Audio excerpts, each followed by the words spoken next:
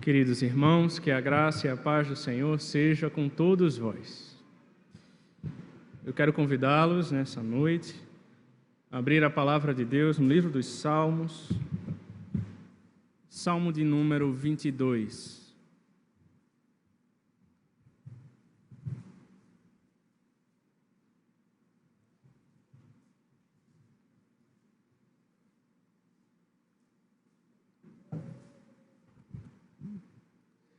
Inicialmente, eu lerei apenas a parte A do verso 1, mas mantenha a sua Bíblia aberta neste salmo, pois nós percorreremos durante a exposição. Salmo de número 22, verso 1, apenas a parte A, diz assim: Deus meu, por que me desamparaste? Vamos orar. Senhor Deus, amado Pai, graças te damos, Senhor, pela tua bendita, maravilhosa palavra. Obrigado, Senhor, porque,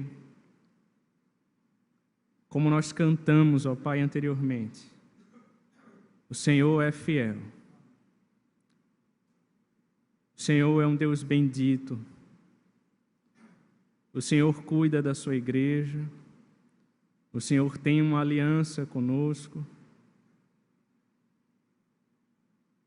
Por intermédio do teu Filho amado, Jesus Cristo. Obrigado, Senhor, pelo teu cuidado, amparo, pela tua graça derramada sobre nós. Dá-nos entendimento da tua palavra. Fortifica a tua igreja. Fala aos nossos corações. Que o teu Santo Espírito ilumine as nossas mentes. Nos dê clareza e entendimento da tua palavra, Deus. Em nome de Jesus Cristo, assim nós oramos. Amém. Queridos irmãos, o Salmo 22, escrito por Davi, aborda tanto a humilhação quanto a exaltação do Filho de Deus. Esse salmo é uma profecia, tanto do sofrimento como da vitória do Messias. Charles Haddon Spurgeon denomina como o Salmo da Cruz. O Salmo 22 é o primeiro aqui de uma trilogia, e nesse salmo, Davi mostra que, como bom pastor, Jesus deu a sua vida pelas suas ovelhas. No Salmo 23, nós vemos o grande pastor que vive, que cuida das suas ovelhas. E no Salmo 24, nós encontramos o Supremo Pastor, que voltará em glória para buscar as suas ovelhas. Interessante como esse salmo é profético, pois a descrição aqui apresentada não foram vividas de fato por Davi. O salmista, como um profeta, aponta para Cristo. Meyer Pearman afirma que o Salmo 22 descreve um santo que é temporariamente abandonado por Deus, zombado pelos inimigos, cercado pelos seus algozes que lançam sortes pelas vestes dele, que traspassaram-lhe as mãos e os pés, mas que depois recebe a libertação. Na estrutura desse salmo messiânico, irmãos, primeira parte, os versos 1 até o 21, concentram-se na oração e no sofrimento e nos remete à cruz. Enquanto a segunda parte, a partir do verso 22 em diante, anuncia a ressurreição e expressa louvores à glória de Deus. Warren Wiersbe diz que, a fim de compreender a mensagem da Bíblia, é essencial entender o sofrimento e a glória do Messias. É exatamente sobre esse tema que eu quero meditar com vocês hoje. Em primeiro lugar, então, o Messias foi abandonado pelo Senhor. Veja comigo o verso 1.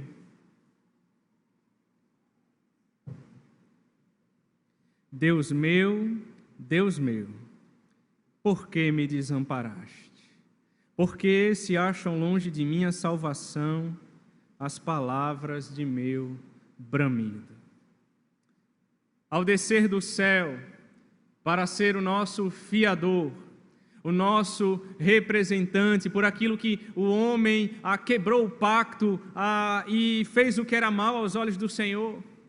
Então, Deus envia um substituto. Jesus levou sobre o seu corpo, no madeiro, os nossos pecados. O próprio Pai lançou sobre ele a iniquidade de todos nós. Ele foi ferido por nós, ele foi feito pecado por nós, ele foi feito maldição por nós. Quando Jesus estava na cruz, não apenas o sol escondeu o rosto dele, pois houve trevas ao meio-dia, mas também o Pai o desamparou, punindo o seu Filho pelos nossos pecados. Como está escrito em Isaías, ao Senhor agradou moê-lo. Na cruz ele se sentiu desamparado. Deus meu, por que me desamparaste? Essa foi a 4ª palavra proferida por Jesus na cruz. Essa expressão nos leva ao Gólgota, onde o bom pastor deu a sua vida pelas suas ovelhas.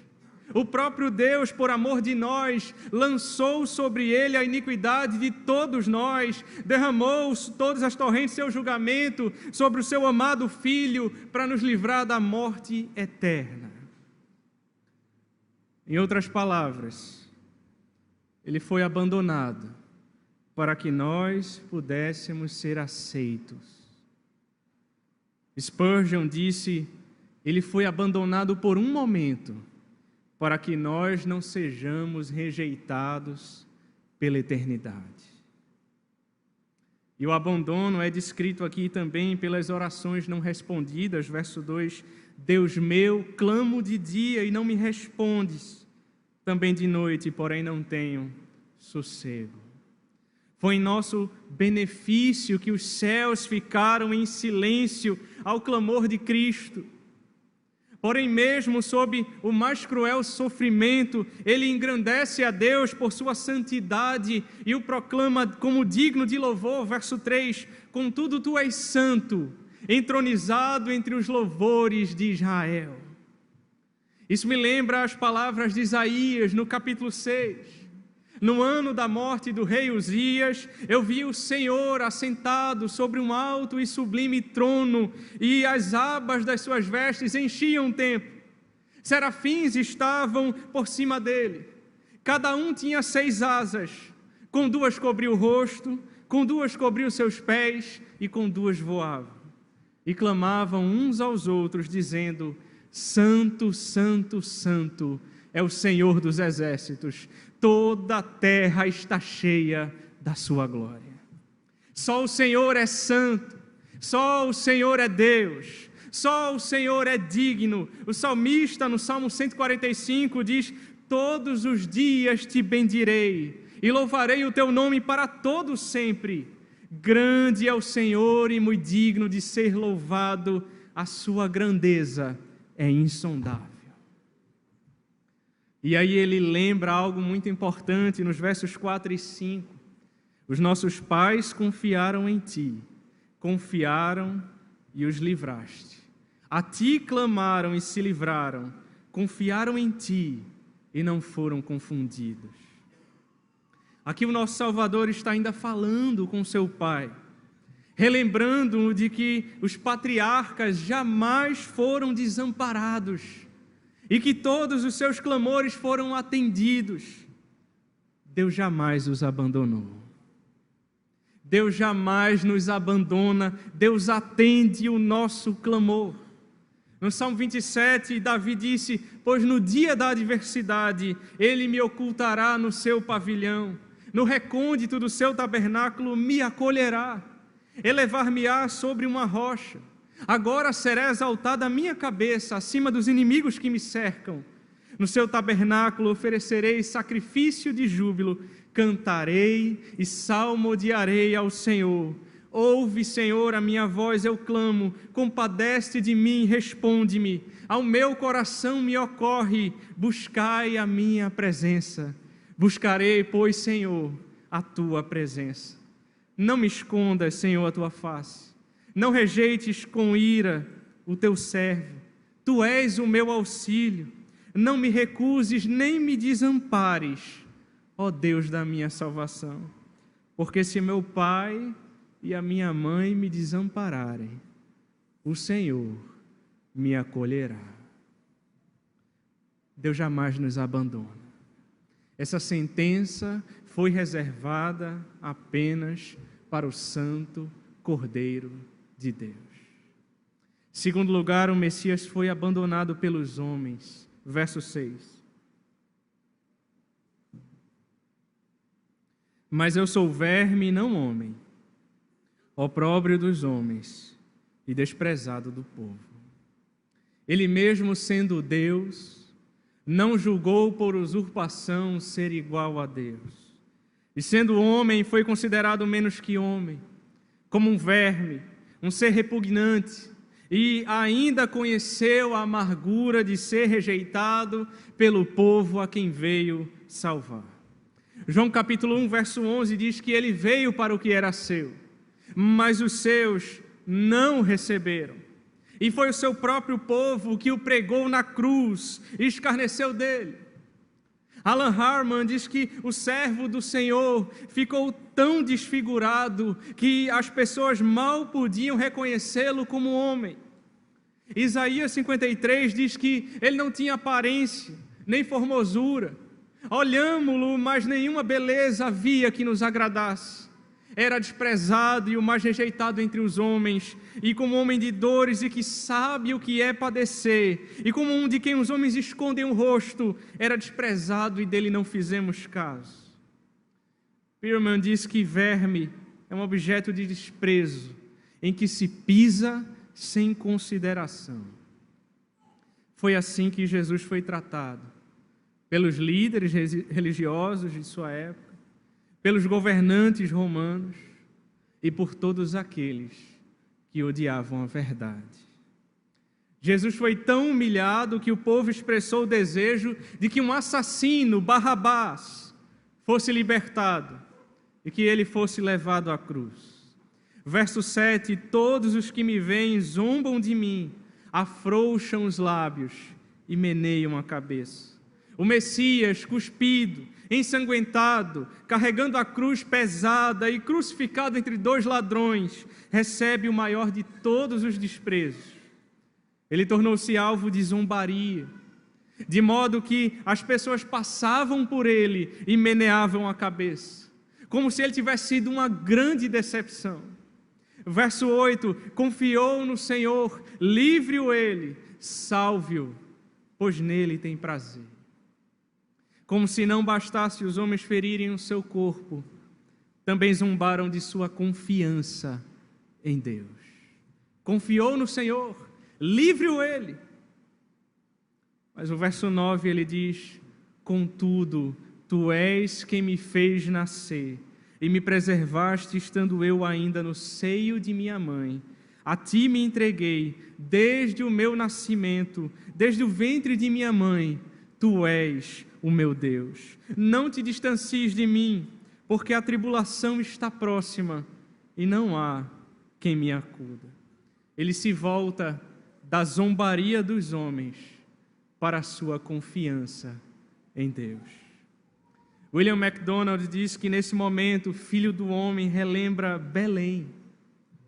Foi Deus quem o trouxe à vida desde o ventre da Virgem. Foi Deus quem o preservou durante os frágeis dias de sua infância. E também foi Deus quem o sustentou nos dias de sua juventude. E fundamentado então nesse relacionamento de amor experimentado no passado, Cristo agora apela pelo presente, nesse momento de angústia em que não há quem o acuda. Você já se sentiu assim? Desprezado. Parece que não há ninguém na terra que possa ajudá-lo. Filho, olhe para os céus. O salmista, no Salmo 121, disse, eu elevo os olhos para os montes, de onde me virá o socorro? O meu socorro vem do Senhor, que fez os céus e a terra. O Deus que cuidou do seu povo no passado é o mesmo Deus hoje. Ele não muda e Ele cuida da sua igreja. Em terceiro lugar, o Messias foi condenado à morte, versos 12 ao 21. Muitos touros me cercam, fortes touros de Bazã me rodeiam. Contra mim abrem a boca, como faz o leão que despedaça e ruge. Derramei-me como água, e todos os meus ossos se desconjuntaram. Meu coração fez-se como cera, derreteu-se dentro de mim. Secou-se-me o meu vigor como um caco de barro, e a língua se me apega ao céu da boca. Assim me deitas no pó da morte. Cães me cercam, uma súcia de malfeitores me rodeia, transpassaram-me as mãos e os pés. Posso contar todos os meus ossos. Eles me estão olhando e encarando em mim. Repartem entre si as minhas vestes, e sobre a minha túnica deitam sortes. Tu, porém, Senhor, não te afastes de mim. Força minha, apressa-te em socorrer-me. Livra a minha alma da espada e das presas do cão, a minha vida. Salva-me das fauces do leão e dos chifres dos búfalos. Sim, tu me respondes. A cena descrita aqui ainda é sobre a crucificação do Messias, que se humilhou até a morte e morte de cruz. Primeiro, ele fala da conspiração de gentios e judeus para matá-lo. Davi comparou aqui os inimigos do Messias como animais perigosos, touros, búfalos, leões e cães. Warren Wiersbe diz que o povo que participou da prisão e condenação de Jesus não passava de um bando de feras selvagens que o atacou violentamente para levá-lo à morte. Segundo, Davi faz uma descrição profética da crucificação aqui e das agruras que passou na cruz, como ossos desconjuntados, coração derretido como cera. Secou-se o vigor, a língua de sede, como resultado da fadiga suportada na cruz. Ele diz: transpassaram-lhe as mãos e os pés, as suas vestes repartidas pelos seus algozes, pelos quais eles lançaram sortes, e o seu grito por socorro. Pirman diz que quando os algozes repartiram as vestes de Jesus e deitaram sortes, isso era o toque final no retrato da execução, significando que tudo estava acabado. Ele se foi. Mas o texto não para aí. Em quarto lugar, depois de vermos o sofrimento do Messias, a partir do verso 22 vem a glória do Messias. Davi passa da descrição da humilhação para a exaltação, do clamor para o louvor, do sofrimento para a glória. E primeiro, vejamos o louvor glorioso, versos 22 ao 25. A meus irmãos declararei o teu nome, cantar-te-ei louvores no meio da congregação. Vós que temeis o Senhor, louvai-o. Glorificai-o vós todos, descendência de Jacó. Reverenciai-o vós todos, posteridade de Israel. Pois não desprezou, nem abominou a dor do aflito, nem ocultou dele o rosto, mas o ouviu quando lhe gritou por socorro. De ti vem o meu louvor na grande congregação. Cumprirei os meus votos na presença dos que o temem. As palavras do autor aos Hebreus, nos versículos 1 ao 21, Jesus suportou a cruz. Mas aqui entra na alegria que lhe estava proposta. Ele havia orado para ser liberto da morte, e a sua oração foi respondida, pois ele não permaneceu na morte, mas ao terceiro dia ele ressuscitou. Jesus entoou um cântico de Páscoa antes de ir para a cruz. E de acordo com Hebreus 2, o Cristo ressurreto louvou a Deus no meio do seu povo, porque convinha que aquele por cuja causa e por quem todas as coisas existem, conduzindo muitos filhos à glória, aperfeiçoasse por meio dele de sofrimentos o autor da salvação deles. Pois tanto o que santifica como os que são santificados, todos vêm de um só. Por isso é que ele não se envergonha de lhe chamar irmãos, dizendo: a meus irmãos declararei o teu nome, cantar-te-ei louvores no meio da congregação. E outra vez eu porei nele a minha confiança, e ainda, eis aqui estou, eu e os filhos que Deus me deu. Eis aqui, Pai, todos aqueles que tu me deste. Eu cumpri a tua obra, nenhum deles irá se perder. Segundo, ele fala do reino glorioso, versos 26 ao 29. Os sofredores hão de comer e fartar-se. Louvarão o Senhor os que o buscam. Viva para sempre o vosso coração. Lembrar-se-ão do Senhor, e a ele se converterão os confins da terra. Perante ele se prostrarão todas as famílias das nações. Pois do Senhor é o reino, é ele quem governa as nações. Todos os opulentos da terra hão de comer e adorar, e todos os que descem ao pó se prostrarão perante ele, até aquele que não pode preservar a própria vida. Alan Harman diz que as palavras que descrevem a submissão das nações gentílicas, aquele que tem todo o domínio e toda a autoridade, mostram aqui a visão missionária do Antigo Testamento.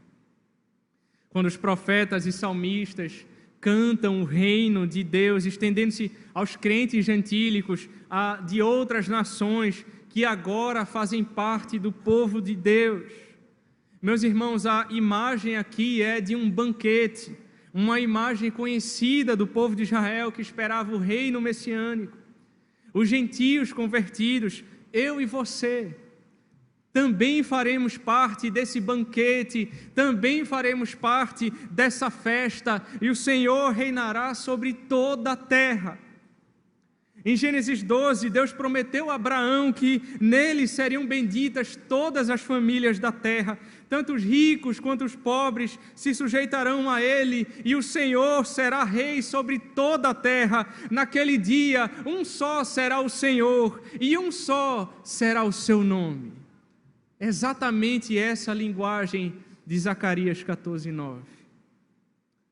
E terceiro, isso nos remete ao futuro glorioso. Versos 30 e 31. A posteridade o servirá, falar-se-á do Senhor a geração vindoura. Hão de vir anunciar a justiça dele ao povo que há de nascer. Contarão que foi ele quem o fez. As bênçãos da obra de Cristo, do seu reino, não serão temporárias, serão eternas. É de geração em geração. Na passagem citada são apresentadas 3 gerações, dizem os teólogos. Uma semente, uma segunda geração e um povo que surgirá. Que nos faz lembrar de 2 Timóteo 2. Tu, pois, filho meu, fortifica-te na graça que há em Cristo Jesus. E o que de minha parte ouviste, através de muitas testemunhas, isso mesmo transmite a homens fiéis e também idôneos, para instruir a outros. Falar-se-á do Senhor, diz o salmista, de geração em geração. Contudo, a ênfase no Salmo não é sobre o que os filhos de Deus fizeram, mas sim sobre o fato de que o Senhor realizou todas as coisas. O verso 31 encerra dizendo: foi Ele quem o fez. Na cruz, ao concluir a sua obra, Jesus Cristo disse: está consumado. Está consumado. Foi Ele quem o fez. Ele concluiu toda a obra que o Pai lhe deu para fazer. E por causa da obra de Cristo, você que está perdido, pode ser achado nele. Por causa da obra de Cristo, você que se sente abandonado nesse mundo, pode ser acolhido nele. Por causa da obra de Cristo, você que está desesperançado nesse mundo, pode encontrar esperança nele.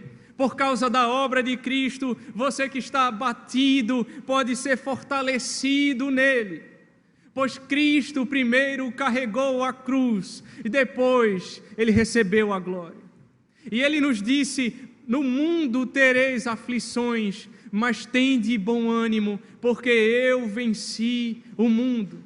E ele voltará para buscar a sua igreja, ele voltará para buscar todos aqueles que amam a sua vinda.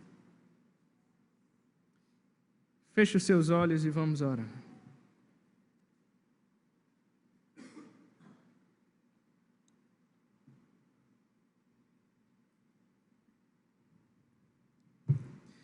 Senhor Deus, amado Pai, graças te damos, Senhor, pela tua bendita e maravilhosa palavra. Palavra que nos lembra, ó Deus, aquilo que o Senhor padeceu por nós. E por um momento o Senhor foi desamparado para sermos aceitos. O Senhor morreu a nossa morte para vivermos a sua vida. O Senhor pagou no madeiro os nossos pecados naquela cruz. O Senhor derramou o seu sangue no madeiro em nosso lugar. E nós estamos aqui hoje, ó Deus, pela tua maravilhosa graça. Nós estamos aqui hoje porque aqui o Senhor nos trouxe para ouvir a sua palavra, para sermos vivificados por ela. Para aqueles que perderam a razão do viver nessa vida, a encontrem em Cristo. Encontrem uma nova razão, um novo objetivo, uma nova esperança, e seja fortalecido pelo Senhor. Ó Deus, tem misericórdia de nós, o teu povo, que somos tão falhos e pecadores, e a nossa fé é tão pequena. Ajuda-nos, ó Deus, a nossa falta de fé. Fortalece-nos, ó Pai,